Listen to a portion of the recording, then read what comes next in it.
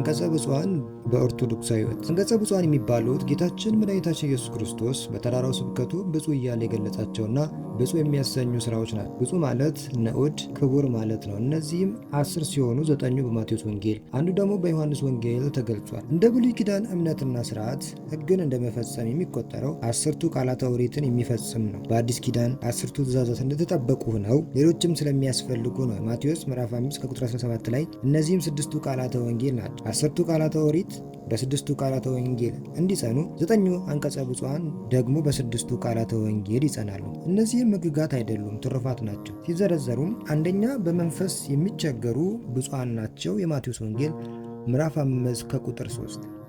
ይህ ማለት የዋሃን ትሑታን ማለት ነው። ራሳቸውን ከፍ ከፍ የማያደርጉ የማይኮሩ፣ ራሳቸውን የማይወዱ ማለት ሲሆን የሚቸገሩ ነዳያን ማለት ወይም ደግሞ ድንቁሮ የሆኑ ያልተማሩ ማለት አይደለም።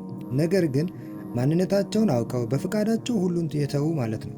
አንደኛ ተሰሎንቄ ምዕራፍ 4 ከቁጥር 9፣ አንደኛ ተሰሎንቄ ምዕራፍ 5 ከቁጥር 5፣ ቆላስይስ ምዕራፍ 4 ከቁጥር 3 ላይ እንደሚያስረዳ አንድ ሰው ራሱን በፈቃዱ ዝቅ ካላደረገ የትሕትናን ሥራ ካልሰራ አምላካዊ ጸጋ አያድርበትም። ሁለተኛው የሚያለቅሱ የተመሰገኑ ናቸው ይጽናናሉና የማቴዎስ ወንጌል ምዕራፍ 5 ከቁጥር 4 ላይ። ልቅሶ ሁለት አይነት ነው። አንደኛው ኃጢአትን አስቦ ይቅርታን ለማግኘት ሲሆን፣ ሁለተኛው ግን ጥቅም ቀረብኝ በማለት ሰርቆ ሲቀጣ የሚያለቅሰው ለቅሶ ነው። ስለዚህ በጥቅም የሚያለቅሰውን ሁሉ ማለት አይደለም።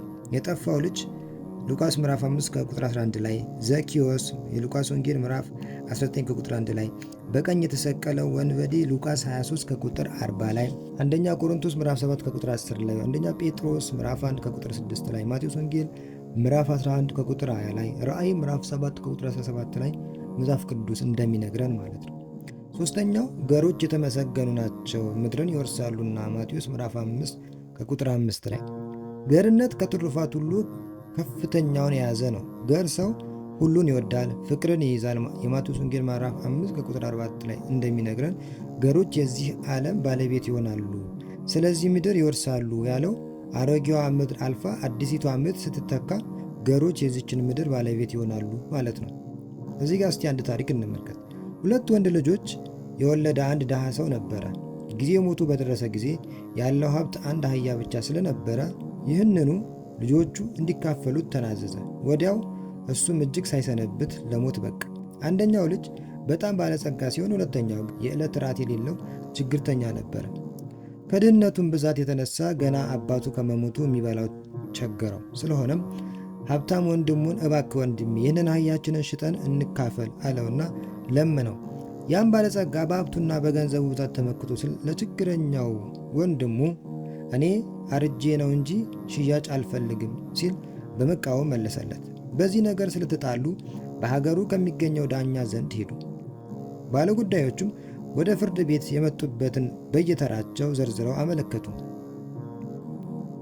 ዳኛውም በሁለቱም በኩል የተቀረበለትን መግለጫ ከሰማ በኋላ አርዳችሁ ተካፈሉ ብሎ ፈረደ። በዚህ ጊዜ ሀብታሙ በጣም ደስ አለው፣ ችግረኛው ግን አዝኖ አምርሮ አለቀሰ።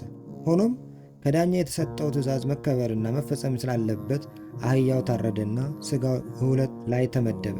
ባለጸጋ ድርሻውን ለውሾቹ ሰጣቸው። ድሃው ግን እንኳን ውሻ ዶሮም የሌለው ነበርና ፈንታውን ከታረደበት ሜዳ ጥሎ ሄደ።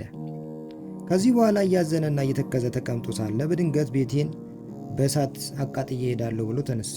የሚኖርበትም ጎጆና የባለጸጋው ትልቅ አዳራሽ በአንድ አጥር ግቢ ውስጥ ይገኙ ስለነበረ ባለጸጋው ከብቱንና ገንዘቡ አሳዝኖት ግምቱን ልስጥ እንጂ ለምን ታቃጥላለህ? ያለዚያ የኔም ቤት አብሮ ሊነዳ አይደለምን? አለው። እሱም እምቢ፣ እኔ ገንዘብ አያሸኝም፣ ቤቴን አቃጥዬ ነው የሚሄደው ሲል አጥብቆ መለሰለት። እንግዲያውስ ዳኛ ሳይፈርድ እንዲሁ ተነስተ አታቃጥልም በማለት ጠብ አብቅለው ሳለ ገላጋይ ይዟቸው ወደ ፍርድ ቤት ተያይዘው ሄዱ። ዳኛውም የሚያውቁት ያው ከዚህ በፊት የፈረደባቸው ነበረ። እሱም ሁለቱም ባለጋራዎች ያመለከቱትን ከሰማ በኋላ ቤቱን አቃጥሎ ይሂድ እንጂ ማን የደከመበትን ጥሎ ይሄዳል ሲል ፍርድ ሰጠ። ባለጎጆም ዳኛው እንደፈረደ ቤቱን በእሳት ለኮሰ። በዚህ ጊዜ የዚያንም የባለጸጋ ወንድም አዳራሽ ነፋስ ተነስቶ ነበርና እሳቱ ተምዘግዝጎ ተወርውሮ ተያያዘው። ምንም ቢጫጫህ ቢደክም ለማዳን ስላልቻለ እልፍኙ፣ ማዕዱ ቤት፣ ጎተራውም ሳይቀሩ በሙሉ ተቃጠሉበት። አደጋው ካለፈ በኋላ ባለጸጋው ቤቶቹ በተቃጠለበት ቦታ ላይ የመኖሪያ ቤቱን ቀልሶ ሲቀመጥ፣ ድሃው ደግሞ ጎጆ የነበረበትን ድርሻ ቦታውን ቆፍሮ ባቄላ ዘራው። በእሸቱም ወራት የባለጸጋው ሴት ልጅ ከባቄላ ውስጥ ገብታ እሸት ስትበላ ያዛትና ገላጋይም ቢገባ አሸንፎ ወደ ፍርድ ቤት ይዟት ሄደ። ጌታዬ ሆይ እግዚአብሔር ያሳዩት፣ የድሃ ባቄላ ስትበላ ያስኳት፣ ሆዷን ሰንጥቄ ባቄላውን እንድወስድ ፍርድ ይስጡኝ ሲል አቤቱታውን ለዳኛው አቀረበ። የልጅቱ አባትም በበኩሉ ባቄላ ነው፣ ይልቁንም ድልቡን በጎተራ ያለውን በሙሉ ይውሰድ እንጂ እንዴት ልጄን ሆዷን ይሰነጥቃል ሲል ለዳኛው ቢያመለክት፣ ድሃው ሆዷ ውስጥ ያለውን የራሴን ባቄላ እንጂ ያንተን የጎተራ እህል አልፈልግም ብሎ መለሰ። ዳኛውም መቼስ ፍርድ ገምድል ነውና ልጅቷን ሰንጥቆ የራሱን ባቄላ አውጥቶ ይውሰድ ሲል ፈረደ። በዚህ ጊዜ ያ ድሃ ተደስቶ ሲፈነጥዝ፣ ባለጸጋው ያለኝን ሀብት ውሰድ እንጂ እንዴት አድርገ ልጄን ታርዳለህ ሲል ጠየቀው። ድሃውን መልሶ አንተ በማናገር ኖሯል አህያ ሲታረድ ያየኸው አለው። በዚህ መካከል የአገር ሽማግሌዎች በመካከል ገብተው እንዲታረቁ ቢለምኑት አህያ አርዶብኝ አላቸው። ይቅር ለእግዚአብሔር ነውና እባክህ ብለው እንደ ባለጸጋው ፍላጎት ሀብቱን እኩል ለእኩል አካፍለው እርቅ እንዲሆን ስላደረጉ ልጅቱ ከመቀደድ ድና ድሃውን ከችግሩ ወጥቶ ኑሮን በደስታ ለማሳለፍ ቻለ።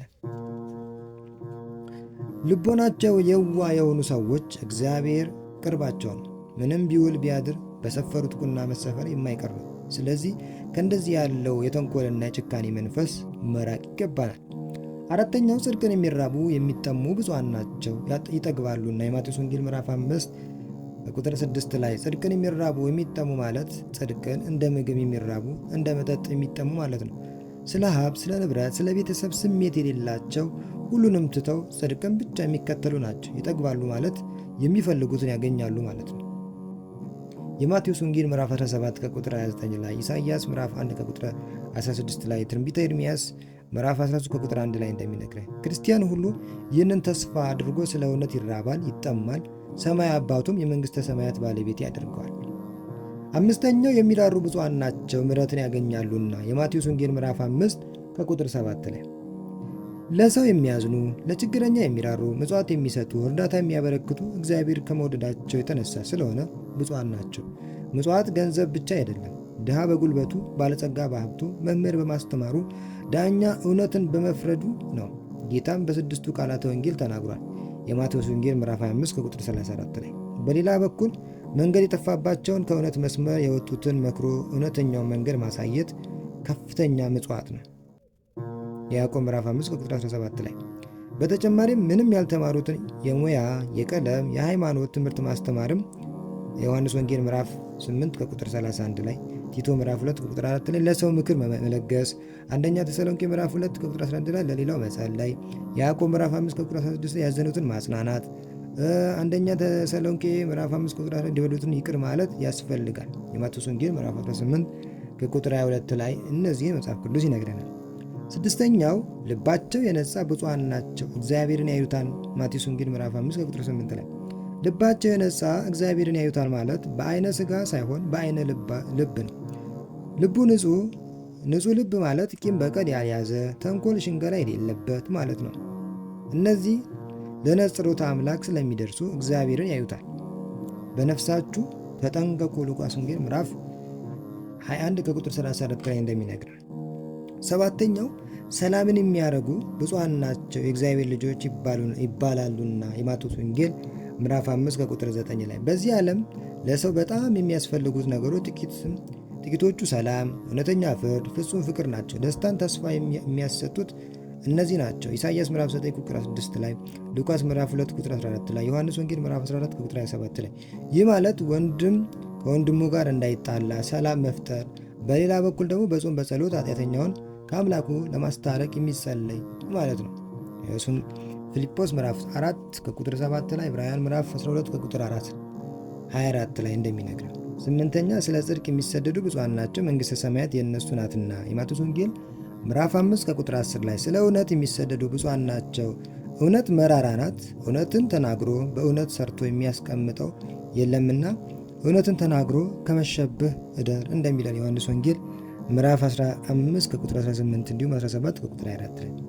ዘጠነኛውና የመጨረሻው በሰደቧችሁ ባሳደዷችሁ ጊዜ ብፁዓን ናችሁ። ማቴዎስ ወንጌል ምዕራፍ 5 ከቁጥር 11 ላይ ስለ ክርስቶስ የተረገመ፣ የተወቀሱ፣ የተከሰሱ፣ ከሀገር እንዲወጡ የተደረጉ፣ የተፈረደባቸው፣ የመኖር ዕድል አጥተው የተገደሉ ብፁዓን ናቸው። ለምሳሌ ኤልያስን፣ ኢሳይያስን ማየት እንችላለን። ውድ ተመልካቾቻችን እንግዲህ በዛሬው ዕለት ያየነው ኦርቶዶክሳዊ አንቀጸ ብፁዓን በኦርቶዶክሳዊ ሕይወት የሚለውን ተመልክተናል። አንድ ኦርቶዶክሳዊን እንግዲህ እነዚህን ብፁዓን የሚያሰኙትን የትሩፋት ስራዎችን ምን ማለት አለበት? መስራት የግድ ይላል። አንድ ሰው ኦርቶዶክሳዊ ሕይወት አለው የሚባለው እነዚህን ሲፈጽም ነውና ማለት ነው።